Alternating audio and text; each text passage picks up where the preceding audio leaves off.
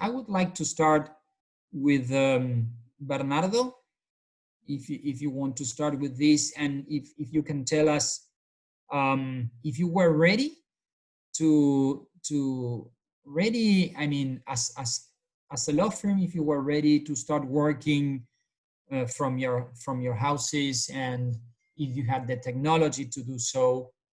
Um, so basically, if you were ready. Very good. Good morning to everyone. I'm very happy to be with all you today. As it is common with the humankind, we were never ready for this. We all knew that pandemics have always existed, but one never gets ready for them. So we were not prepared. That was out of sight. But also with pandemics, they all pass over. So it's a matter of time until it is controlled. So how do we get acquainted with the new normality?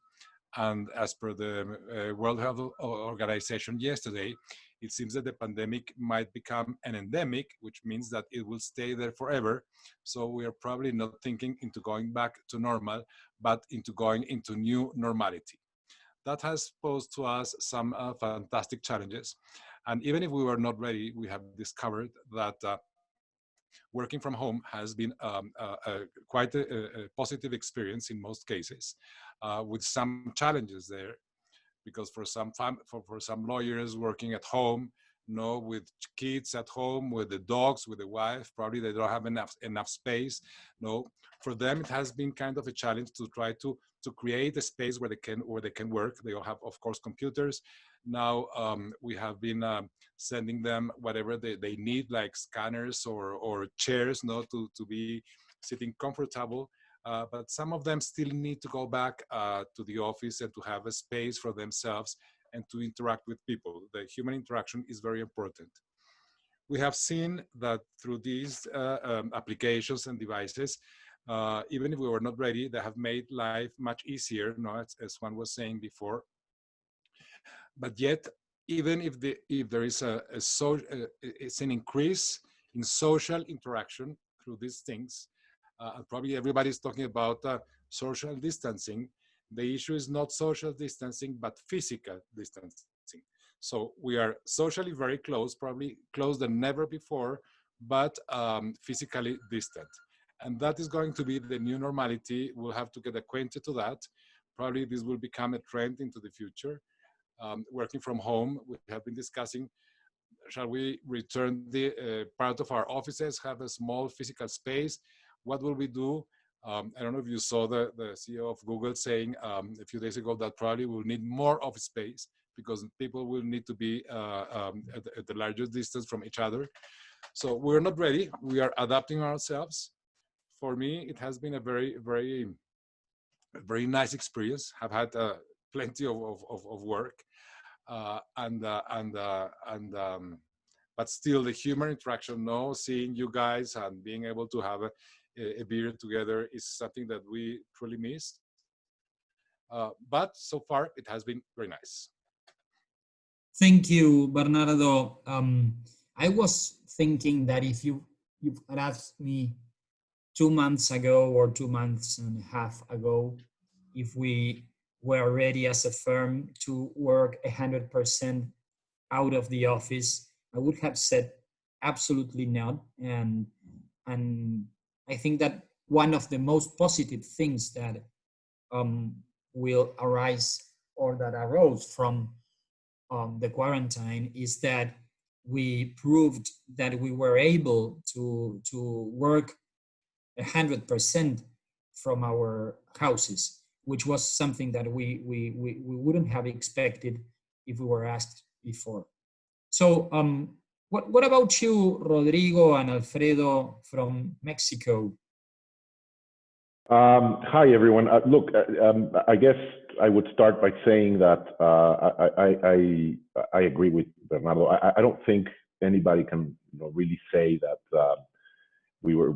anyone was ready for this. This is something that we don't plan for. Nobody does. But in our particular case, we are, although our firm has been around for some years now, I think we are a rather young and fresh firm. Our core people are pretty young and pretty energetic, and because of that, we had been obviously not planning for something like this, but yes, we have been investing in technology, in systems, in things that were aimed at some point. I mean, not to go this far and make a full home office, but yes, to allow our people to enjoy more time with their families at their homes.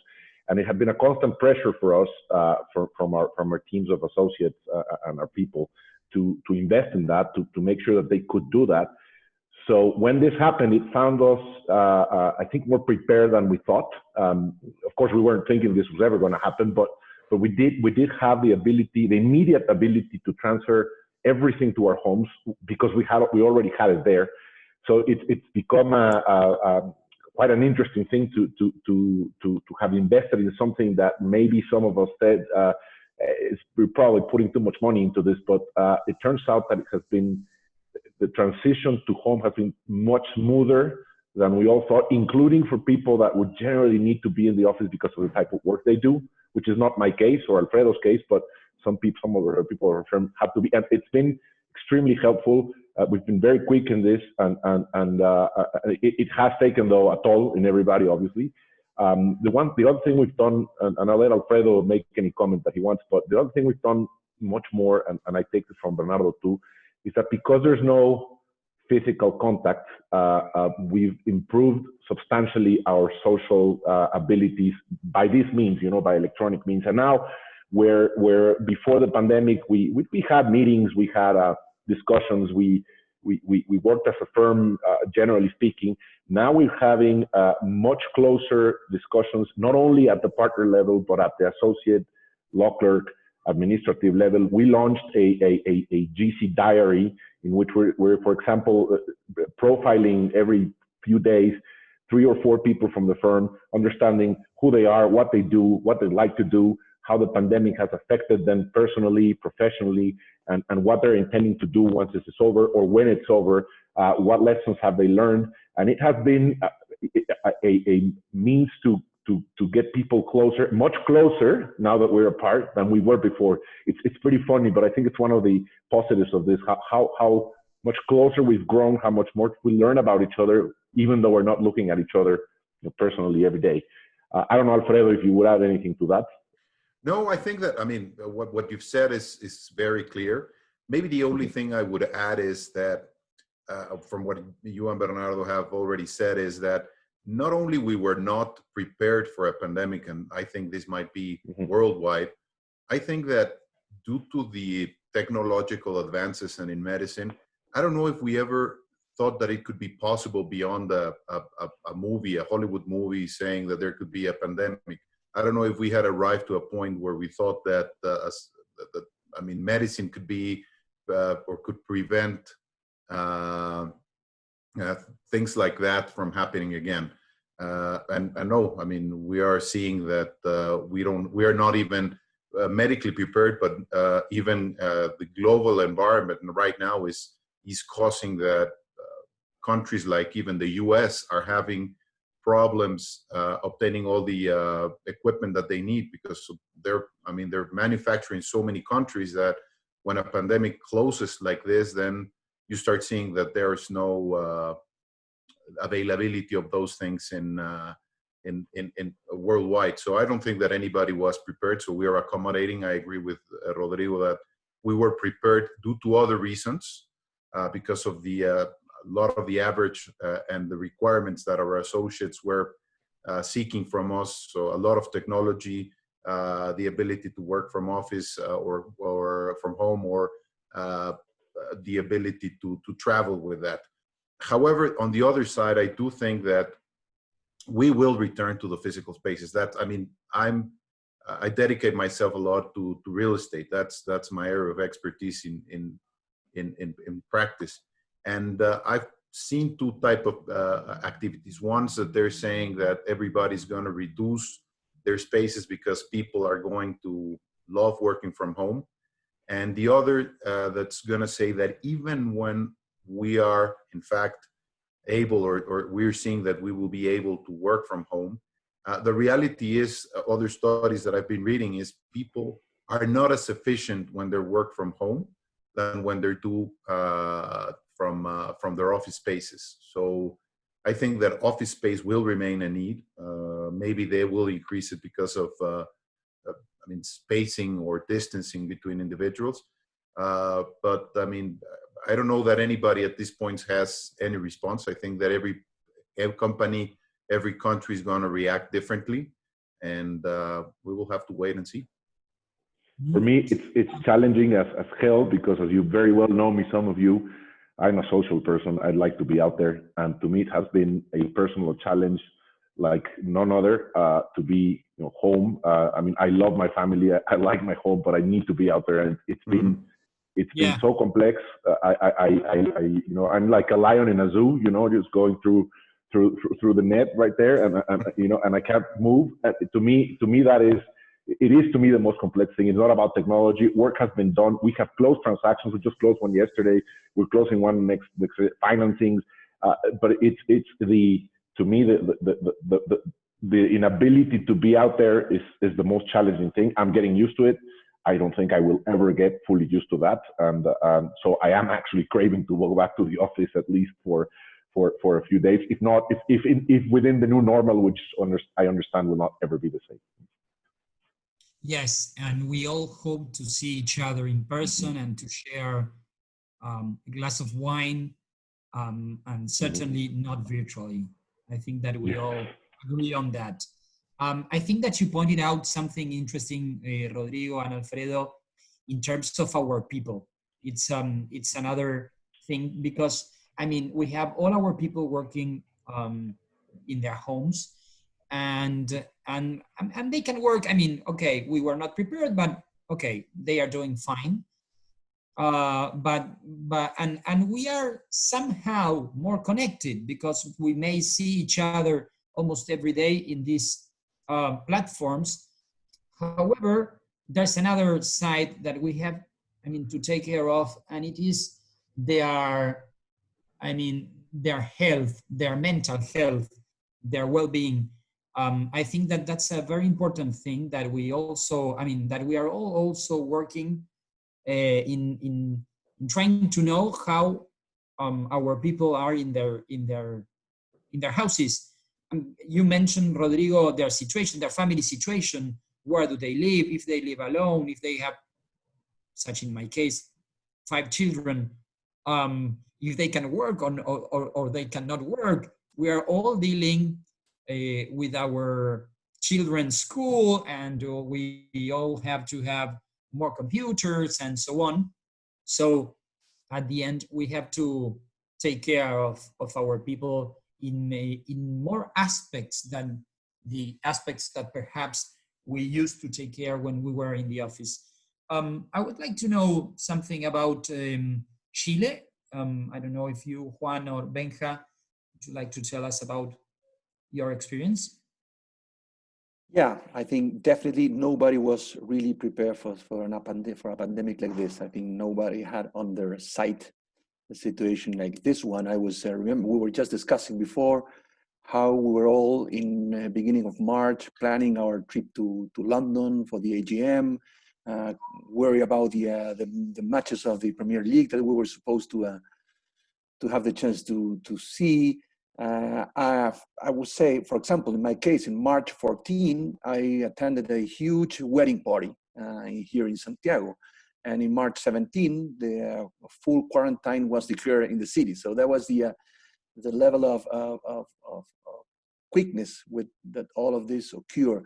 But having said that, I think if we were to elect a time where this would occur, we will say that this is the time, and not 1 or 2 years ago, when all of these technologies that are now widespread and used by everybody was not that usual, not all of us familiarized with that. I think in our case, I think the time for the firm was good in the sense that we were all, from a technological point of view, very well prepared. And all, I would say, from the second half of last year, these Teams and Zoom platforms starting to to more and more being used, even for meetings in Santiago. So in that sense, I think it is a good time, and we are all under pressure to get used to this technology. I think that will change the way we work in the future for sure. And I think it's been a good experience. And I think, Pancho, you mentioned something that is quite relevant, that we have had the chance to get to know each other much more than just seeing in the hallways in our firms. Since, for instance, we know the houses of the people, we know how the family is doing, we know a situation that is very hard. As you know, I guess it's the same everywhere. Everywhere is that all schools are closed, so lawyers, associates, or partners with small kids are facing not only the challenge of attending meetings and labor meetings, but also supporting their kids to attend online classes, and having to deal. In my case, I have two in school and three in attending university classes, all of them attending online classes. So we need to be prepared with a good Wi-Fi system. And so I think it's been a good time. It's been a great experience in terms of how to deal with this new way of working. I think we are being fluent. We have been very fluent in the firm and how and continue working without any major interruptions. I think we are more efficient in terms of taking advantage of the time. We're not wasting time in traveling to clients' offices and spending time in moving from one side to another. I think meetings are much more efficient in terms that is there fewer time to chit chat and discuss it. So going straight to the point for the meetings, and I think that has been also a learning experience. In terms of the firm, maybe Benjamin, you can tell a little bit more about what other initiative we have taken in the firm to tackle with this. Yeah, probably two short comments. Yeah, nobody was prepared. No one was prepared. But on the other hand, we were all, I think all firms or clients, we were all so prepared, because basically all this technology was set up very fast. It already existed, but maybe we didn't use it so much. So at the end, I think that the comment is the same, and it is applicable for all of us. We were so prepared to react fast. And yeah, maybe the other comment is about the internal commitment of our people. Obviously, we are more than ever connected. We have group meetings each day, and we meet all the firm, all the lawyers of the firm. We meet together every week, every Thursday, to discuss about the situation and to discuss about a legal issue. That has helped us very much. And the other thing that we did was to enforce like task groups in the main areas that our clients needed: taxes, labor, insolvency, restructuring, litigation. We reinforced the work on them because we realized that those were the needs of our clients. So I think that the two key points, as I said, are the weekly meetings with all the teams, with all the lawyers of the firm, and the reinforcement of our main identify areas that are required by our clients in this crisis. Thank you, Benja. Thank you, Juan. I think that probably we all share the same.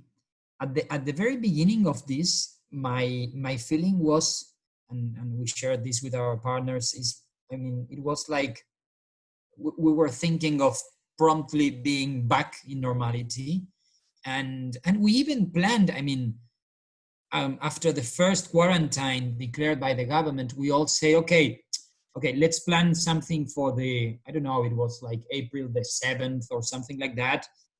And we were all planning meetings and like normal life. for April the 7th.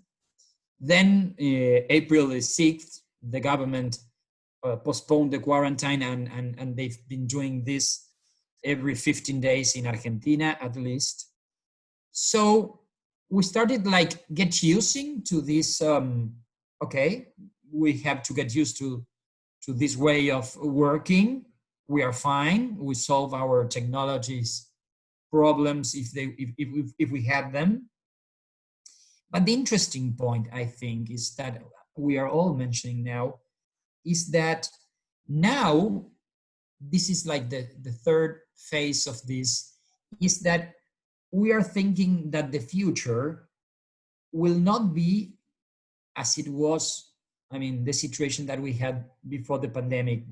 That's very interesting. I mean, because it's like the evolution of our thinking. First of all, okay, we have to get rid of this pandemic as fast as possible. Then, okay, we're getting used. Okay, we're staying home, we're working, we're fine. Checking when it will finish. But now we all say and we all agree on a future that will not be the same as what we were doing in the past. Eduardo, what about your experience in Peru? Apart from helping people to return to their countries at the very beginning. Well, thank you, Pancho. Same as you guys. We were not prepared for what happened. Actually, Peru was one of the countries taking stricter measures with respect to the pandemic. We are since March 15 in a very, very strict and very tight lockdown. It came completely out of the blue. We were on a Sunday evening getting back from our beach house, and then suddenly the president was announcing that starting from the next day on Monday, we were all in lockdown. So obviously we started taking measures pretty quickly. Fortunately, a lot of us in the office we were already doing a lot of working from home. And in some way we had been prepared because the city of Lima, which is a big city of 11 million people, we have been suffering traffic congestion problem since long time ago. So some measures were started taking place by the mayor of the city since 4 months before the crisis. And many of those measures were restricting traffic according to today's pico y placa, same as Colombia had. So we had started also implementing a lot of remote working technology, and a lot of the attorneys were already planning for working from home because of these traffic problems. I myself was also doing a lot of remote work. So for me, it was not that difficult to adjust. We had probably a few attorneys from the office who loved doing all the work from office, and for them it was not as easy as for the rest. But I think within a few days, everybody was pretty adjusted to that. The other challenging thing is that when this happened, middle of March, this is probably the busiest time of the year, especially from people in the corporate practice and the tax practice. This is the time of the year when we have the annual meetings, and we also have filing of tax returns, the assemblies, closing corporate work, and a lot of that. So being a peak season in terms of work, it was also very, very challenging because there was not a chance in many cases to do the annual shareholders meetings online. According to Peruvian law, we are still very old school, and that needs to happen with a physical presence. So in many of the cases, especially for open corporations and public companies, that was not possible, and there was a lot of planning and implementing measures in order to deal with that. Um, as in the case of Chile and Colombia and Argentina, we have also implemented a lot of meetings online with the attorneys of the office, but also a lot happening with clients. Clients are requesting, of course, a lot of assistance, and we have scheduled meetings during the week. Since last week, we have also a plan for what they call restarting the economy. So a lot of activities such as mining and energy and textiles, they have restarted work since last week, but subject to very strict protocols. So that is also very demanding in terms of, for example, working with clients in making the proper filings so that they are allowed to get back to work. And the other interesting thing is I personally, many years ago, wrote some papers on frustration of contract and force majeure. So it's interesting that in some way I had a brand associated to dealing with special circumstances, which now has paid back because a lot of people, of course, companies that are dealing with force majeure problems or frustration of contract problems, now calling and asking, you are the specialist in this field, so we want to hear from you, and we want to help. We want your assistance in terms of preparing either for renegotiating contracts, which is the best scenario, or in other cases for arbitration. So it's also interesting how these very hot times are creating a completely new areas of work. Yeah, I think that we are all using the force majeure clauses that we used to write, thinking of never using them. Yeah, that's true. So, well, as this is part of the AGM, of the virtual AGM that we are having this year, and we are sending a message to all our friends and colleagues from all over the world, I would like to ask each of you to tell the complete audience, if you can tell us which will be one positive consequence of the pandemic. And when thinking of this question, I was thinking in something that can be summed into something like we were forced to be innovative, and we were forced because at least in our country, many things were not prepared for this. And in our profession, for example, if we talk about the service of justice in Argentina, the judiciary power was not prepared for this, but by far they were not prepared for this. And the kind of things that we all thought that would never happen are happening. I mean, the judges are calling for hearings through Zoom. They are amending some laws in order to receive electronic presentations and submissions before different courts.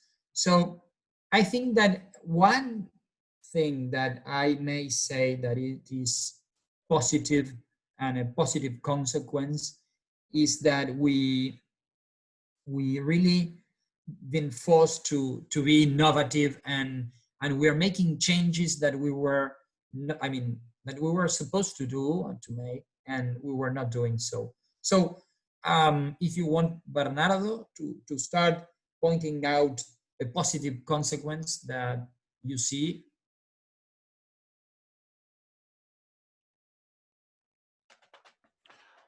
No, I must say, Francisco, all that to us, everything has been positive.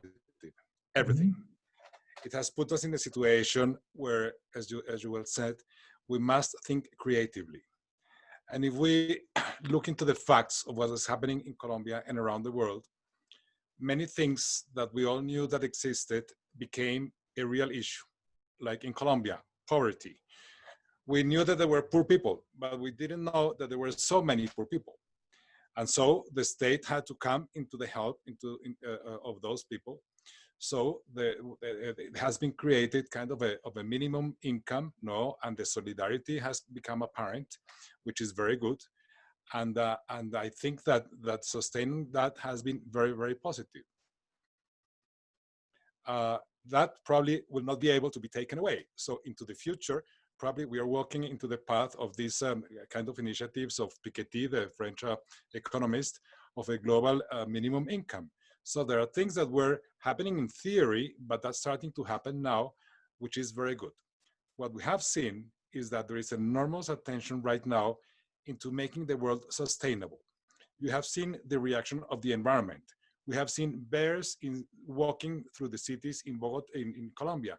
We have seen the waters of Cartagena and the dolphins coming back. We have seen the environment coming back, and a bigger environmental conscience around, which was kind of fashionable on one side, and now it seems different. So if we all see those facts, it seems to us that we're walking into a new reality, which is much more sustainable. When there is environmental conscience, where there is social conscience, where there is also financial conscience. We have seen certain areas moving forward. 2 weeks ago, 10 days ago, we're advising the CAF, the Andean Financial Corporation, in the issuance of bonds for $800 million. It went successfully, as pretty normal, but we have seen other areas like bankruptcy and so forth moving forward. As you know, probably we represent a very big percentage of Avianca's creditors and aircraft lessors. Now it's the issue of cross-border reorganizations. So probably the trend is into the world, into looking more into when we have a global problem like this, we need global solutions. But we have is each country adopting its own measures. So probably with this, we are walking into a more unified global system that looks into the sustainability of life, sustainability of environment, and sustainability of financial sustainability, because not everything can be for free, and nobody can afford that. So in that thing, we have seen enormous new opportunities. One of the new opportunities that we are very much committed with is FOLU, which is the Food and Land Use Coalition of the United Nations. Probably half of the food in the world is being lost every day, and there are people dying of hunger. Probably there are more people dying of hunger than people dying of COVID-19 at this time. So if we become more efficient all over the world, we can make it a better world. In Colombia, well, probably in Latin America, where most of our countries depend on commodities and so forth, we're seeing that the commodities, oil, gas, coal, are not fashionable anymore. So probably we will have to need to rethink our countries in a different way. How do we create income and make our societies sustainable? Probably turning ourselves into a services industry. What to do? So there are only opportunities in thinking forward. In terms of this United Nations Coalition, Food and Land Use Coalition, we have been helping them to create laws in Colombia. Then there is the issuance of green bonds, the issuance of blue bonds for sea-related projects, for fisheries and so forth. So this is all very, very interesting, and we have seen here an enormous array of possibilities. What we have seen is, just to close, is that we are all everywhere in the same tempest, in the same torment, but we are all on different boats. So I am very, very, very grateful because I live a privileged life. We have not missed anything, of course, but seeing friends. But in the middle of this, we have seen enormous, fantastic possibilities into moving forward. So creating and being creative, this is a fantastic experience, a fantastic exercise, and by force we are driven into that, and I'm very happy with that. It's taking the best of us. Thank you, Bernardo, and thank you for your optimism. It's great to hear that. What about you, Rodrigo? What about the a positive consequence of the pandemic, if you have to mention one or two? Well, I have to agree with Bernardo in terms that for us as lawyers, as a firm, as professionals, I think in the long run it will be more positives than negatives. I mean, in fact, I cannot think of many negatives in terms of the actual way we have been doing things now. We have been more efficient. We have been quicker. We have been better. There is, as I mentioned on the last intervention, the physical and social contact thing, which we'll have to learn how to live with that. But I think as a firm, we will emerge stronger. The issue here in Mexico is that our position as a country, our situation as a country, is unfortunately far different than other countries in Latin America. Not all of them, but some countries have a much better position right now. I mean, it's no secret for anybody in the world that our government is simply, well, for lack of a better word, incapable. It's simply incapable, and it's just not doing anything of the things that should have been happening. There is a political and economic crisis in Mexico looming, regardless of the coronavirus pandemic. It's only accentuated by it, but so the situation for our country is not good. It doesn't look good, regardless of what's going on with the pandemic. So it's a double challenge for us, if you will, right? Because first is adapting to what's happening with the pandemic, but then adapting to the new conditions of the Mexican economy. We Mexicans were used until, let's say, last year to a period of stability with its issues, but stability for the past almost 30 years, right? It had always gone up. It had always gone ups and downs and whatever you want, but always up, always more progress, lower than we wanted to, but it was there all the time. And now it's quite challenging for us to come into a situation where everything is changing on a daily basis. Industries are being destroyed. Industries are being taken down by a pen. But the positive of finding that is that we are finding that the Mexican economy, and especially the Mexican entrepreneur and the foreign entrepreneur and companies that are here, are far more resilient and willing to fight it than we thought. Originally, when this all started, we thought that it was all going to go to hell, to be honest. But we've been finding clear examples that are quite positive and quite encouraging, of people saying, well, this may be the new reality, but we're moving forward. We're not going down. We are resilient. We are fighting it at every level. So that's encouraging for us. That we as a firm and as a business in Mexico, it is encouraging for us to know that people are not willing to give up, that people will continue to fight, that people are resilient, that people are in good spirits, even with our ridiculous decisions of our Mexican government. We are fighting, we are trying, and I think the only thing I can think as an end result of all of this is that we will become better persons, we will become better lawyers, we will become we have more empathy for things that are going on. We'll have more understanding of business. We will have a better social approach. And I'm willing to go as far as to say that hopefully, if we meet again in a year, our situation in Mexico may not be the best, but I think our growth as persons, as a firm, as a business, will be remarkable. And I hope that's the case. Okay, thank you, Rodrigo. It's encouraging hearing you. Mm-hmm. I mean, really. Juan, Benja, a positive consequence from the Chilean side? Yeah, I would mention a couple of things more on a domestic or specifically in our industry point of view, not from a national point of view.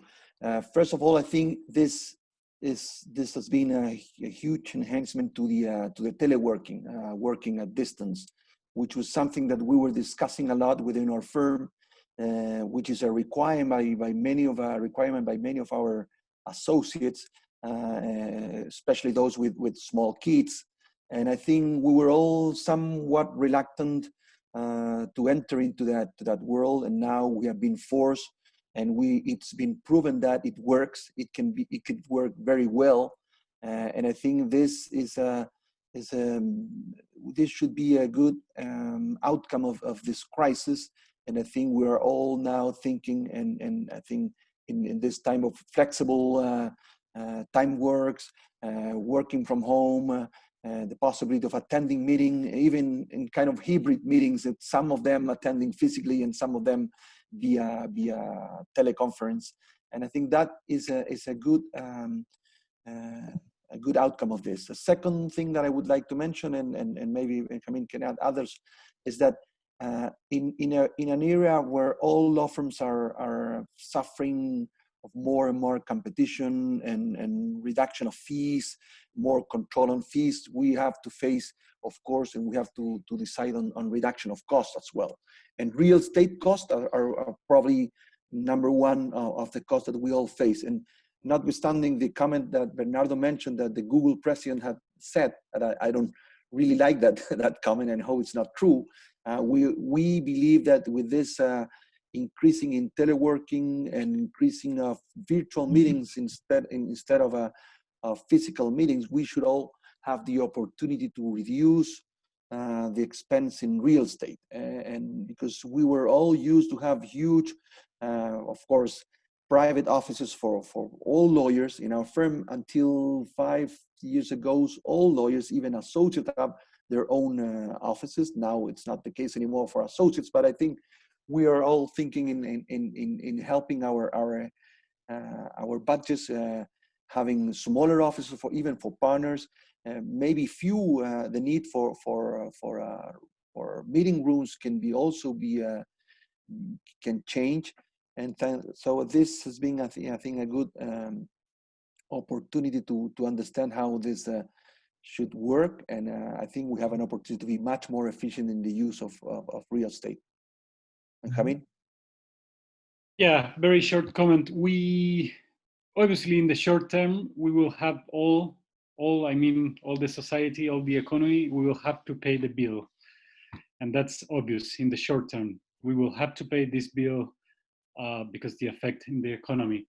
But in the middle term, in the long term, we have a win-win in efficiency, and that will mean, I'm sure, welfare.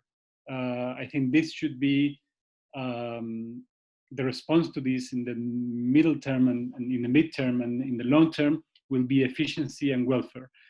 Obviously, we will all get the benefit of that because all the reasons that you already mentioned. Transport cost, every cost should be decreased. Thank you, Benja. Eduardo, positive input from Peru. I can only agree with my colleagues. I think on the short term, we will obviously all pay the bill, but I think Latin America as a region, we will come back stronger. I think there are a lot of lessons we as a country have learned from this. On the positive side, I think our government has realized what it means really to have strong institutions. One of the weaknesses that has been exposed during this pandemic has been the lack of capacities of the public administration, for example, for procurement. It is clearly becoming now one of the priorities. The government has been very, very inefficient in terms of making government purchases during this crisis, and this is clearly going to become a priority, having a transparent and efficient procurement system for all government acquisitions. In terms of technology, I agree with you, Pancho, the same as in Argentina. We are seeing our judiciary, our public registries taking strong steps in terms of progress in technology, things that they should have done long time ago. Now, suddenly, everything becomes electronically managed, virtually managed, things that should have happened since long time ago, even in the arbitration field, where already in many different jurisdictions, especially Europe and the US. Things were happening virtually.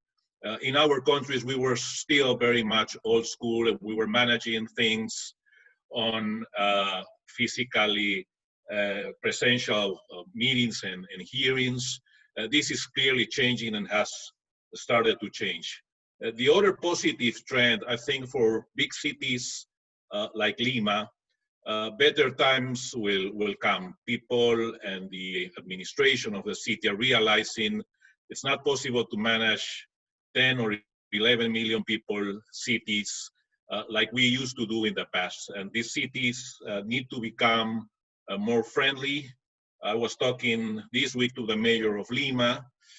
He's clearly changing completely plans in terms of how mobility in the city and how transport in the city will happen. And clearly, we will see much more in terms of alternative transport means inside the city, not so much the big public transportation, but more alternative communication among us.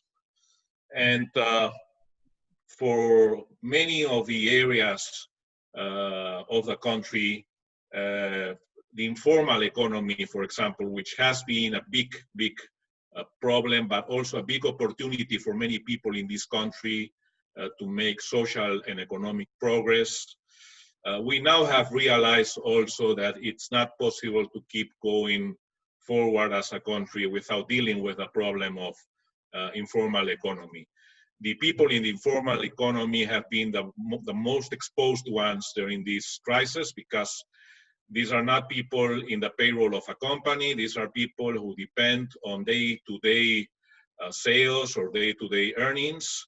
And those are the ones who have been stopped from going to the streets and doing what they do, and selling and resourcing. And obviously, this has become also a hot topic of discussion. We really need to be much more aggressive in terms of incorporating this economy into the national economy. Thank you, Eduardo. What about Argentina, Pancho? Well, I think that there are some, of course, there's a bad side of all of this, and we are going to pay the bill. Our economy was not so good in March, so think about how we are now. But of course, I think that many positive things will arise from all of this. Many, as we were mentioning here, related to lots of changes that we were supposed to do, that we had to do, and that we were finally forced to do. It was funny, I read a joke some weeks ago that said that who was the person that made the technological changes in your company. Was it the CFO, the CTO, or COVID-19? And I think that COVID-19 was exactly the person that made the changes that we were all needing to do. As a country, as an economy, and also in our field and in our law firms. So I think that if we have to sum up what we've been talking about, I would say that leaving the bad side, the bad side of this story, that we all know that there's a bad side, there are many positive consequences. And as Keith wanted everybody to say, we've got it covered. So we finally got acquainted with the pandemic, and we could start working almost normally. I think that what we will be missing the most probably will be, and Rodrigo, I think that you agree and you mentioned that, is that we will be missing seeing each other, having the possibility of hugging each other, having a real wine, not a virtual wine, with our friends. So To hear and that Rodrigo is, singing, for example. or Rodrigo sing. Well, we can No, ask no, him. that can happen here, but I won't do it again. I need a lot of real wine for that one. No, exactly, and that is what we were missing from the AGM. I mean, meeting our friends in the macro family, which is something that we all like to do once or twice a year. So, Keith, you're in back. Just one quick note as a funny thing that's happening to one of the partners of our firm, a lady, one of our youngest partners, Diana.